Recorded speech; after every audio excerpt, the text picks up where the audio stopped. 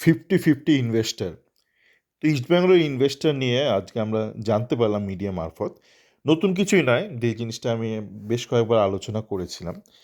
তাই ধ্যানাই প্যানাই না করে সোজাসুজি বলি যে বড়িয়ার যে চ্যানেল আছে আমাদের রেপ স্পোর্টস, সেখানে আজ সকালেই দেখলাম বলল যে বেশ মনে হলো একটু কনফিডেন্ট, বড়িয়ার কিছু তো কানেকশান আছে, আর কিছু পারুক না পারুক এই ভেতরে খুচকাচ খবরগুলো এগুলো বার করে।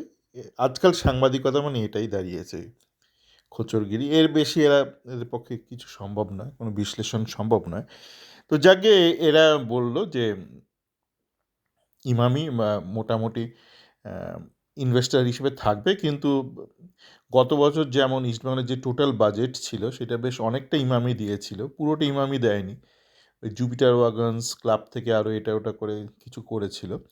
তো ইমামির যে টোটাল কন্ট্রিবিউশন, সেই কন্ট্রিবিউশনটা আর একটু কমাবে, যে পার্সেন্টেজ। এবার in terms of absolute value কত জানি না, কেন দেখুন গত বছর তো ইস্টবেঙ্গল এফসি সেইভাবে খেলেনি, নাকি খেলেছে আমি ভুলে গেছি না কত।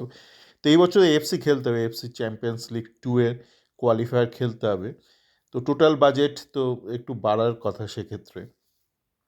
তো ইমামির যে পার্সেন্টেজটা যে কমবে সেটা ঠিক, কিন্তু অ্যাবসোলিউট যে ইমামি টোটাল টাকা দেবে সেটা কতটা কমবে জানি না, কি একই থাকবে জানি না। টোটাল বাজেট যদি আপনার বেড়ে যায় সেক্ষেত্রে কিন্তু ইমামি যদি নাও বাড়ায় ওদের কন্ট্রিবিউশনটা, সেক্ষেত্রে পার্সেন্টেজটা কমে যায়। তো সেটা দেখতে হবে। মোদ্দা কথা হলো, গত বছর যেমন জুপিটার ওয়াগনস এবং খুচরো কাছরা কিছু লোক কন্ট্রিবিউশন করেছিল, সে এটা এবছরে করতে হবে, এবং সেই total percentage from non Emami sources সেটা একটু বাড়াতে হবে। তো সেই জন্য আমি বলেছিলাম না যে যে প্রণব দাশগুপ্ত একটা 50-50 এই জাতীয় কিছু একটা কথা বলেছিল। আর এই যে এই গোটা বিষয়টা, এটা যে এত দেরিতে অনুধাবন করলো আমাদের দেশের মিডিয়া, বাঙালি মিডিয়া আলাদা বলে কোনো হ্যাটা করে লাভ নেই, পুরো গোটা দেশেরই মিডিয়ার এরকমই হাল।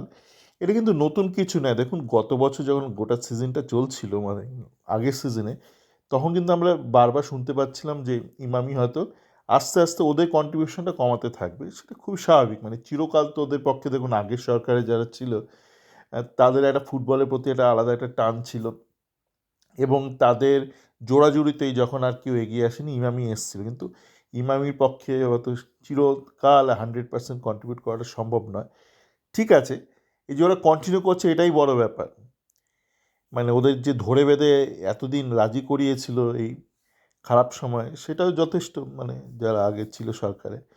তো ওরা যদি শুরুতে না থাকতো তো এখন ওরা তো কন্টিনিউ করতো না। তো এটাই আমাদের প্রাপ্তি, যে ইমামি অনেকটাই কন্ট্রিবিউট করবে, সেটা 50% না বেশি সেটা দেখতে হবে। কিন্তু এবার বাকিটা জোগাড় করতে হবে, নিতুদের জোগাড় করতে হবে, বা যারা এক্সিস্টিং রয়েছে কিংফিশার স্পন্সর হিসেবে বা জুপিটার ওয়াগনসের কন্ট্রিবিউশনটা বাড়াতে হবে, বা নিতুকে আরও কিছু স্পন্সর আনতে হবে।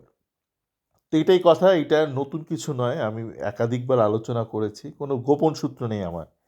বিদেশে বসে থাকি, একটু চোখ কান খোলা রেখে খবরগুলো দেখি, আর একটু ভাবার চেষ্টা করি একটু।